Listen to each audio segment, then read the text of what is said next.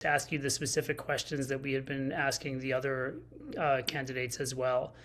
And one of those is whether you're in alignment with Don Bayer on his co-sponsorship of HR 3565, the Block the Bombs Act. And that bill attempts to block the Trump administration from delivering major U.S. weapons to Israel. Yes, and I also have the opinion that that is hardly a radical bill. I mean, it has always been part of U.S. foreign policy to use sales of weapons for political objectives or to show approval or disapproval of certain conduct. So, yes, I'm for it, and it is hardly an unusual notion. When you have a state deliberately targeting non-combatants, whether you call it genocide or not, and because of where they live and who were not involved in any aggression against the state, you can call it genocide or not. I don't think it matters. It is a human rights violation, and it's nothing that I would be interested in endorsing, being part of, and it is part of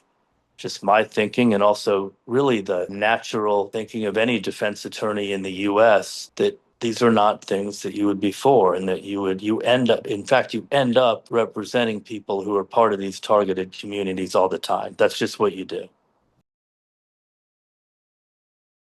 I was a public defender between 1996 and 2002 in the city of Alexandria. And after that, I started my own law firm and started doing cases all over the place, including in federal court. And this was right after 9/11. So right when I started going to federal court in Virginia, not just in the Eastern District, but Western District, other places too, what I noticed was it was all about 9/11.